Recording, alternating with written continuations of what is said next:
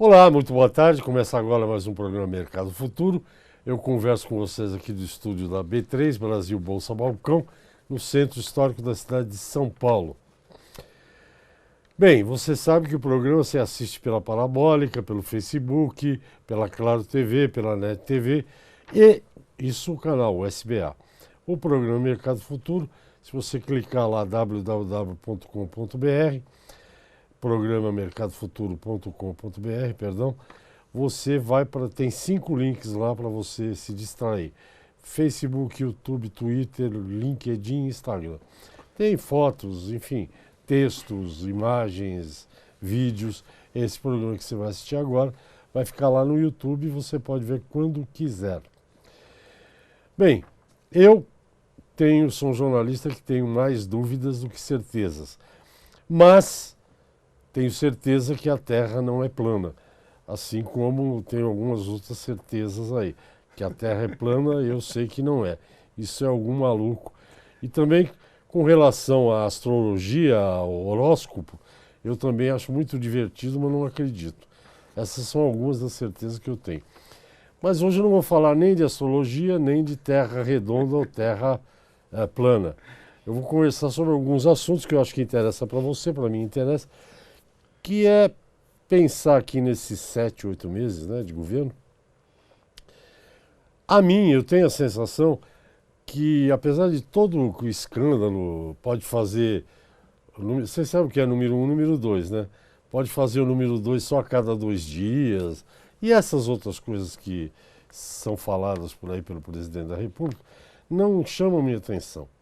Eu estou de olho mais no lado da economia, estou vendo o que está rolando no lado da economia. E é isso que eu gostaria de perguntar para o meu entrevistado, que é um ícone aí do jornalismo econômico, é um diretor de cinema.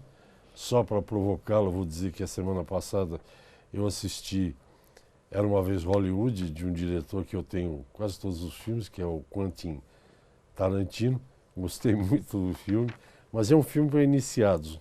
Você tem que conhecer um pouco da história de Hollywood. Então ele fez um filme sobre o Brasil, o meu entrevistado, e é apresentador do programa Cenário Econômico que você acompanha aí pelas redes, pela TV Brasil. Trata-se de Adalberto Piotto, aquele homem que sabe que a Terra não é uma mesa. Boa tarde. Boa tarde, Regis. Muito obrigado pelo convite. Tudo bem? Eu tanto sei que eu sou fã incondicional de Cristóvão Colombo. Ou seja, qualquer argumento de que a Terra é plana para mim, para lá atrás. Já não posso nem continuar com essa história. É difícil, é complicado, né? Né? Bom, nós tivemos aí a aprovação no primeiro turno da reforma da Previdência. Sim. Que vai ter gente que vai... Mortos eu não sei, mas feridos com certeza. Nós vamos ter que conviver com isso. Mas a economia você tem que fazer as reformas, né? Sim. Não dá para ficar discutindo até... O que significa isso, essa votação no primeiro turno? O que isso pode representar para a gente daqui a pouco? Resch, primeiramente, eu vou no seu ponto inicial, já tinha passado do momento de fazer. Agora, tarde nunca é. Obviamente que o melhor momento teria sido muitos anos atrás. Eu diria até que o melhor momento foi quando uma reforma, sobretudo com a questão da idade mínima para se aposentar, que perdeu por um voto, você lembra ainda na gestão de Fernando Henrique Cardoso, aquele era o grande momento. Tá, depois, obviamente, se sucederam momentos, aí veio o governo Lula, que não fez quase nada, o governo Dilma, que fez menos ainda, até porque o Brasil começou a viver o boom das commodities, e aquele era o momento de fazer, mas aí com muito dinheiro está difícil achar um governante que queira fazer reforma. E quando está difícil, você tem restrições, porque as pessoas estão reclamando de tudo, o que é natural. É o que se chama na economia de a sensação de desconforto. A sensação de conforto econômico é aquela coisa que não é duradoura, mas está todo mundo se sentindo bem. Foi isso que nós tivemos durante o governo Lula. Se nós tivéssemos feito as reformas ali, ou tivéssemos herdado as reformas do governo Fernando Henrique, que o próprio PT foi contra lá atrás, a gente teria, por exemplo, resolvido a questão fiscal brasileira. E isso é muito simples. O que é a questão fiscal brasileira? A gente está gastando mais do que a gente arrecada. Nenhuma casa se sustenta assim, nenhum país. O país, para se sustentar, faz o quê? Emite título de dívida, ou seja, eu preciso me pagar, eu vou ao mercado, emito um título e digo assim, eu pago você daqui a 10 anos, daqui a 5 anos, daqui a 20 anos, a uma determinada taxa de juros.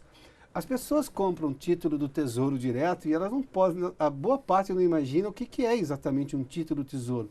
O Tesouro é exatamente quem guarda o dinheiro do país. O Tesouro emite esse título para ter dinheiro para pagar as contas. Ou seja, quando você compra um título do Tesouro, você está comprando um título do governo brasileiro, que está dizendo para você, eu preciso do seu dinheiro agora e vou te pagar daqui a algum tempo. Dada essa insolvência fiscal, essa coisa de gastar mais do que arrecadamos. E por que nós estamos gastando mais do que nós estamos arrecadando? Tem duas razões principais.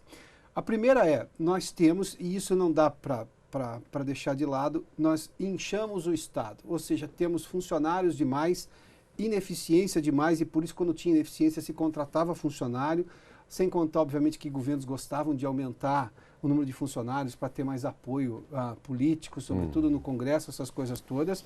E a outra razão, obviamente, criação de uma série de empresas que não necessariamente precisariam existir, e isso tudo tem que ser colocado na mesa para discutir com o cidadão se precisa, se não precisa, aquele tipo de empresa, se ela precisa ou não precisa ser estatal. Eu não sou contrário a estatais como um lema religioso, não é um dogma meu, mas eu acho que estatais, algumas são importantes, outras não são importantes. Mas criou-se uma ideia de que estatal é um ativo do brasileiro, você não pode mexer naquilo. Mas por quê? Se o governo não administra bem, se o governo não tem que estar naquele negócio, vende aquela empresa. Talvez outras precisam continuar na mão do governo. Mas vamos lá.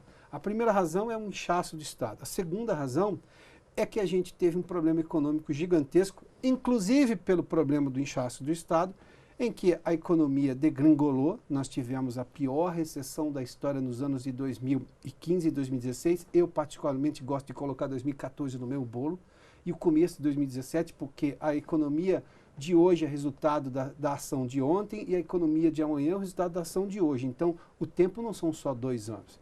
E aí você não tem arrecadação. O governo arrecada dinheiro verdadeiramente de uma maneira só, com arrecadação de impostos. Para ele arrecadar impostos, ele precisa que a economia funcione. Ou seja, se alguém está produzindo, eu tenho um imposto incidente sobre aquela produção. Se alguém está vendendo, se alguém está comprando, eu tenho imposto incidente sobre aquilo. O governo precisa que a economia funcione. Porque quando a economia não funciona, ele vai ter que arranjar outras maneiras de conseguir dinheiro. Mas todas elas têm um alcance limitado. Vamos lá. O primeiro, a venda de estatais. Que sim, se elas custam mais do que elas arrecadam, se elas são um problema para o governo, tem que ser vendido. Mas o governo vende, ele tem uma entrada de dinheiro naquele momento. Ótimo. Só que vendeu hoje, recebeu hoje, amanhã já não vai ter mais essa estatal. Então eu preciso resolver o quanto que eu gasto para precisar cada vez gastar menos e aí a arrecadação sobrar dinheiro para fazer investimento. A outra forma que o governo tem de aumentar a arrecadação é aumentando imposto. O que hoje, ainda bem, dado o nível de compreensão do brasileiro em relação ao país, essa opção está completamente descartada. Nós, brasileiros, não aceitamos mais pagar mais impostos se não se vir antes um rearranjo das contas públicas. Esse governo está fazendo isso, um rearranjo. Agora é dolorido, não tem outro jeito. Nunca vi nenhuma dona de casa resolver o problema do orçamento da casa dela sem falar assim, ó, não vai ter mais sorvete 3 vezes por semana, vai ser uma vez só, ou uma vez por mês e por aí vai. É isso aí. Nós vamos ao intervalo já. Eu fiz um boletim outro dia por uma rede aí dessas aí, sei lá, YouTube e tal, porque saiu um jornal que a gente estava de imposto, nós trabalhávamos 128 dias para pagar imposto. Isso são quase 4 meses e meio. Ou seja, se aumentar imposto, eu vou trabalhar meio ano para o governo e meio ano para mim. Mas você já comenta já, vamos ao intervalinho. Eu volto já com o jornalista Adalberto Piotto. Até já.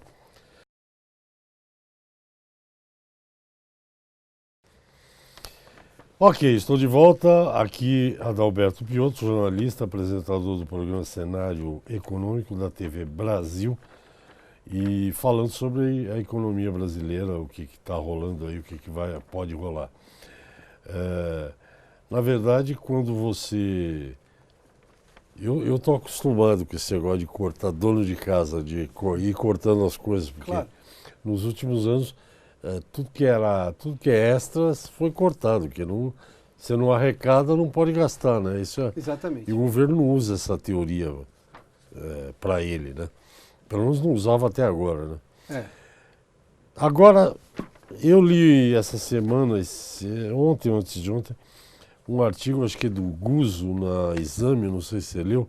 Roberto Guzzo. Zé Roberto Guzzo, né? O apelido dele na redação da Veja era, acho que era Mão Piluda. Um dos grandes articulistas brasileiros, um dos textos E ele- mais bem... Ele está falando alinhavados, exatamente isso, para a gente deixar de lado esse show que está todo dia na manchete do jornal e prestar atenção na economia, que está, na opinião dele, está seguindo por um caminho interessante. Tem um programa, ele diz isso, que apesar de tudo que a gente ouve aí, esse governo tem um programa. Vamos lá, vamos pegar esse ponto que é extremamente importante. Eu também não me dou muito a acompanhar cada tweet do presidente. Acompanho, obviamente, o que diz o tweet, mas eu dou importância diferente para cada tweet. Mas vamos lá, vamos dar uma olhadinha. Eu ouço falar sobre a necessidade da reforma da Previdência desde o governo Fernando Henrique Cardoso, que foi exatamente quando eu comecei a trabalhar com jornalismo. Os projetos não avançaram como deveriam andar. Uma das razões foi que o PT e a oposição era muito contra, o PSDB perdeu por um voto, aquele voto que todo mundo conhece, esqueci de apertar, bom, aquela bobagem toda. Depois o governo Lula. Se eu contar Fernando Henrique e o governo Lula, são 16 anos. Mais o primeiro governo Dilma, 16 mais 4, então de 20 anos. Se eu contar um pouquinho mais o governo Dilma, 21,5, quase 22 anos. 22 anos e meio sem andar com uma reforma da Previdência. Se eu levar em conta o que esse governo fez, nós estamos agora em agosto. Neste momento, a reforma da Previdência, que já foi aprovada em 2 turnos na Câmara, está no Senado, onde tudo indica terá um andamento mais rápido, até porque a grande alteração que o Senado gostaria de fazer vai colocar numa PEC paralela. O que isso quer dizer? Porque quando a Câmara vota um texto de uma determinada maneira, se o Senado mudar, tem que voltar para uma votação da Câmara. Isso atrasaria, por exemplo, uma série de medidas que o governo quer tomar, com a própria reforma em si. Então, o governo coloca. A PEC paralela inclui estados e municípios, que não é pouca coisa, não. Nós tivemos um relatório agora do Tesouro Nacional mostrando que só em 2018 os estados e municípios gastaram 8% a mais do que tinham gastado em 2017. Ou seja, a conta da Previdência nos estados e municípios também cresce, como a Previdência do regime geral, de Previdência Social e também do regime público federal. Ou seja, esse é um problema nacional. Os estados e municípios não apoiaram porque nós temos boa parte do Nordeste do país, dada a oposição, os governadores são todos de oposição, e não quiseram entrar nesse debate. Aí eu tenho aquele problema de tentar justificar isso na minha base. Mas o problema agora é que não é uma justificativa política pela qual nós estamos necessitando. Agora é uma justificativa econômica. Eu tenho um problema de um país que não consegue fazer investimento. E é bom, e é simples explicar isso aí. Parece complicado, mas não é não. Eu posso dizer ao seu espectador. Quando o governo tira dinheiro do Tesouro para pagar a Previdência que está deficitária, e quando diz que a Previdência está deficitária, ou seja, os que pagam a Previdência hoje não são capazes, nesse valor, de pagar os que já estão aposentados, ou seja, consome mais, ele tira dinheiro de outras áreas. O governo vai lá dar um jeito no orçamento dele. Ele não pode deixar de pagar porque é inconstitucional. Então o que ele faz? Ele tira dinheiro de saúde, ele tira de educação, ele tira dinheiro de segurança. Sem contar, Regi, que tem um outro problema. A tal da Previdência virou, assim, num país com economia fraca como é o nosso, que a gente está vindo disso há anos, virou um salvo-conduto. Eu preciso me aposentar logo para salvar alguma coisa mensalmente para mim. Um país que pensa em se aposentar para salvar a própria vida, está errado. Você tem que pensar em trabalhar cada vez mais. A gente tinha aposentadorias com 50 e poucos anos de idade. Que sistema previdenciário do mundo suporta isso? Nenhum. Tanto é que todo mundo já fez reforma da Previdência, a gente estava nessa fila, finalmente está andando agora. Esse governo avançou, está avançando agora com discussão de reforma tributária. Esse governo conseguiu fazer uma coisa que eu ouço desde muito pequeno, que o Congresso teria que ter proeminência, teria que ter uma importância, os 3 poderes da democracia. O Congresso não dava reboque do Executivo, via medida provisória no governo Fernando Henrique e compra de votos no governo Lula, do mensalão, que nós sabemos tudo que é isso. Agora, este governo disse, não tem mais isso, acabou, não vai pagar mais nada. O Congresso se viu obrigado a começar a se impor com uma pauta objetiva do país, porque senão não tem nada para mostrar. Isso é positivo. Este governo conseguiu, em 7, 8 meses, fazer algo que os outros governos não conseguiram, sobretudo na questão das reformas e consertar a economia do país. para torná-la solvente. Essa medida provisória, por exemplo, foi aprovada agora na Câmara, só depende de uma votação no Senado agora, tem que acontecer essa semana, no máximo no comecinho da semana que vem, que é a medida da liberdade econômica, é o quê? É tornar o Brasil um ambiente bom para fazer negócios. Nós somos burocráticos demais, nós temos uma série de entraves, tudo é demorado. Quer um exemplo? Eu abri minha empresa, eu sou pessoa jurídica, eu abri minha empresa como prestador de serviço, não é uma grande empresa, o funcionário da minha empresa sou eu apenas, mas eu tinha que emitir nota fiscal. A primeira vez que me convidaram para fazer um trabalho, porque eu trabalhava com regime CLT na outra empresa, eu falei, bom, eu preciso abrir uma empresa para fazer isso aí, precisa abrir. Levou 6 meses, eu fiz o trabalho 2 semanas depois. Eu, para poder receber, levou 6 meses até abrir a minha empresa. O governo também levou 6 meses para receber o meu imposto. Por quê? Porque a burocracia do governo não fazia com que ele conseguisse receber o imposto. Claro, eu não podia receber porque eu não podia emitir nota. Então, se eu não emitia nota, eu não arrecadava imposto. O governo vive de arrecadação de impostos. Se ele complicar este lado para o investidor, como é que ele vai fazer com as contas públicas? Por isso, você tem hoje uma série de medidas para desburocratizar a economia brasileira. Uma coisa impossível no Brasil, ela até agora, é fechar a empresa. A minha eu estou tentando faz anos. Dizem que era, como é que era? Era um pesadelo para abrir e 2 para fechar. Isso. Não é? Isso. Então, não faz sentido o Não negócio. consegue fechar uma empresa? Se você quer só fechar essa empresa para abrir uma outra com um outro propósito, numa outra situação. De uma maneira geral, porque não é só essas medidas. A gente está falando da Previdência, tem uma reforma tributária que é de um economista aí, do Bernard Rapie, que está lá circulando no Congresso. Isso. Mas, além disso, eu tenho lido que tem uma série de outras medidas econômicas que estão sendo tomadas. Teve aí aliás, você teve lá, teve não sei se foi na Federação do Comércio, onde aí, o Marco Sintra, que é secretário Isso, para explicar a proposta do governo. Foi na semana passada, aqui na Associação Comercial de São Paulo. Já você fala, nós vamos para o intervalo já. Já é o último bloco, o próximo. Até já. Será um prazer.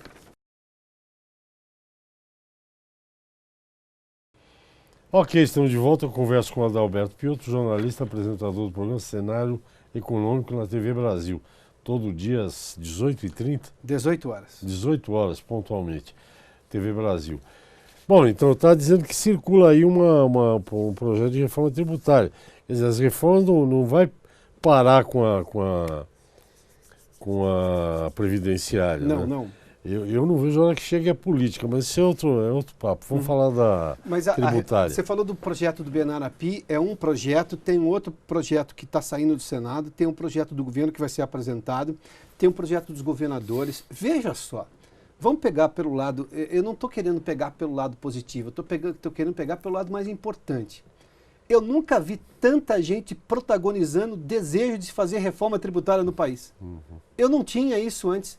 Tudo dependia do ocupante do Palácio do Planalto, o presidente da vez. Se o presidente não fizer nada, nada acontece. Porque o Congresso era completamente omisso. A verdade é que o Congresso era um penduricalho na democracia brasileira. O Congresso não se manifestava só para fazer pressão, para ganhar cargo e tudo mais, mas não propunha nada. Hoje o Congresso está propondo. O Congresso fez algumas alterações na reforma da Previdência, embora você tenha ainda mantido boa parte do projeto original do governo, da economia que se pretende, pouco mais de 900 bilhões em 10 anos e tudo mais, mas o Congresso foi lá e propôs. Algumas coisas foi para manter alguns privilégios que eu discordo, eu não consigo entender, eu sei que isso é polêmico, mas eu não vou deixar de dizer aqui. Por que se diminui tanto tempo para uma professora aposentar? Por que a professora tem que ser tratada, por exemplo, porque é professora e porque é mulher?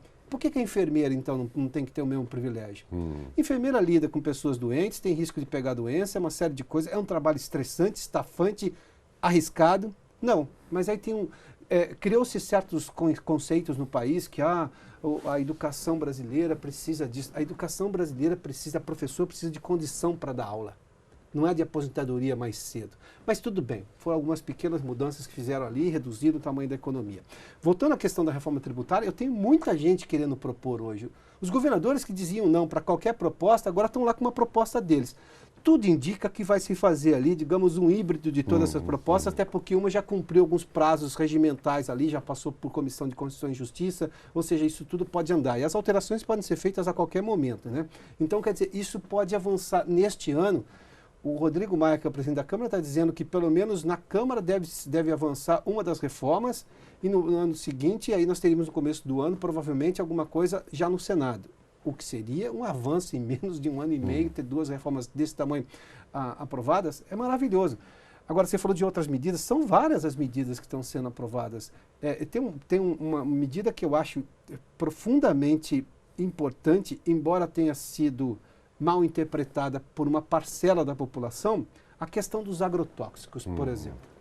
Vamos lá. Onde, com bom senso, pode se permitir que uma licença para um agrotóxico ser comercializado no Brasil leva 10 anos.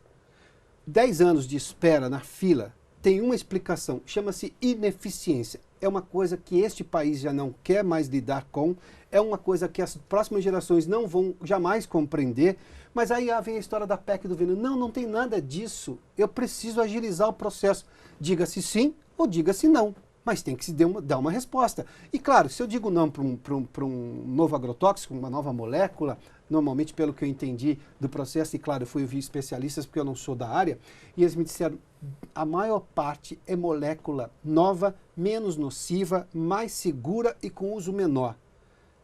Eu fico imaginando que isso facilita a vida do agricultor brasileiro. E por que eu vou dificultar a vida dele? Quando uma coisa leva 10 anos para ser aprovada, Resch, isso gera duas coisas. A primeira é o tempo e o desperdício de tempo, que é a ineficiência. A segunda é uma grande possibilidade de ter corrupção. Porque daí eu criei uma dificuldade para vender uma facilidade, coisa que a gente conhece em várias histórias no país. A questão do agrotóxico é o seguinte, eu não tenho, quer dizer, não vejo laudo nisso, não sei o que quer dizer. Acontece o seguinte, você tem um produto que é um princípio ativo, que eles falam, né? Uhum. E isso evolui com pesquisa. Evidente que evolui. Se você leva 10 anos para aprovar um negócio que saiu em 2001, 2002, você aquela aprovação já não tem muita importância. Claro. Você já tem um produto melhor daquele mesmo. O que eu ouvi da ministra Tereza Cristina e tal, é que era justamente isso. São produtos que já foram aprovados na Europa, nos Estados Unidos, e que estavam emperrados aqui nessa burocracia e ineficiência que você está dizendo. Agora, eu costumo brincar, dizer que depois que aqueles pepinos orgânicos espanhóis mataram 40 alemães, você lembra desse fato? Me lembro. Eu quero os meus legumes bem envenenadinhos, mas aí cada um escolhe o que quer, entendeu? Não, e outra, né? Você precisa... ciência aplicada, né? Se você não usar esses produtos para doença, você não alimenta as pessoas. Ponto. Essa é uma questão. É uma questão de escala. Se você cria um boi num hectare de terra, 10 mil metros quadrados, dificilmente ele vai ficar doente, vai ter uma doença pulmonar e tal. Os animais confinados, né? Sabe o que são confinados? Uhum. Você bota lá um monte de boi comendo para engordar e produzir carne. A incidência de doenças pode ser maior. Quando você é igual a gente, claro. Você entra no metrô, tem um cara do teu lado espirrando, tossindo, a chance de você pegar a gripe é muito maior. Isso é uma regra que funciona para tudo, né? A coisa ficou muito... Tem 2 minutos, então você vai falar de cinema? Eu vou, não, você gosta do Tarantino? Não gosta do Tarantino? Já falo do Tarantino já. Mas essa questão do agrotóxico é que a coisa ficou muito sonhadora. Eu preciso de pé no chão.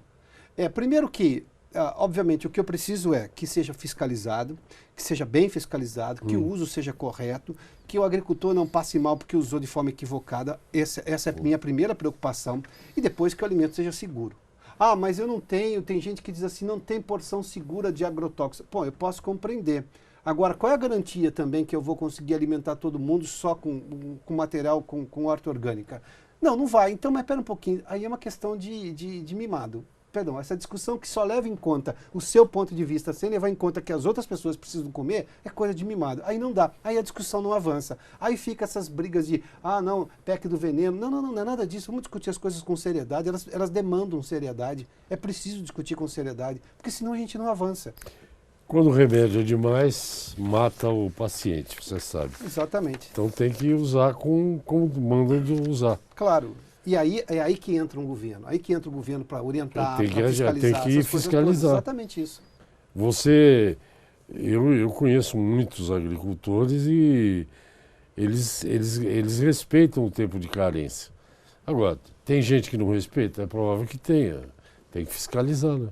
É o único jeito. Não tem Eu jeito. sugeriria que deveria existir algumas ONGs para ir lá no pequeno produtor, engenheiro agrônomo que está trabalhando assim, com o nome do país, para orientar você a usar melhor, sabe essas coisas todas? Ué, faz isso, assim faz. o país cresce. E vai ficar sem falar Não, do Tarantino porque o nosso tempo acabou. Ah, não vai dar tempo, não, mas tudo bem. Não é dos meus diretores prediletos, não, mas eu gosto de coisas que ele faz, assim, de boa parte das coisas que ele faz. Assim. Algumas coisas eu acho muito exageradas. Não vi ainda, Era Uma Vez em Hollywood. Não, ele adora o exagero. Essa vez não tem... Ele é hiperbólico, podemos usar essa expressão? Desta vez, não é como o Kill Bill, por exemplo, que o Bill sangue jorrava, parecia uma fonte. Dessa vez só vou contar uma coisa, não vou contar o fim do filme. Pode dar spoiler que eu não tenho problema com isso. Não tem spoiler. Dessa vez, ao invés de sangue, ele está usando lança-chamas. Bom, dito... Que era uma coisa da Segunda Guerra Mundial, para você ter uma ideia. Dito isto, muito obrigado ao Alberto Fiotto. Muito obrigado, pelas Resch, informações. prazer. Eu acho que vocês precisam saber essas coisas, que eu não tenho essa prática econômica que o Alberto tem, então eu espero que vocês aproveitem o programa. Obrigado. Imagina. Até a próxima vez. Obrigado, gente, Resch. obrigado. Até o próximo programa. Tchau, tchau.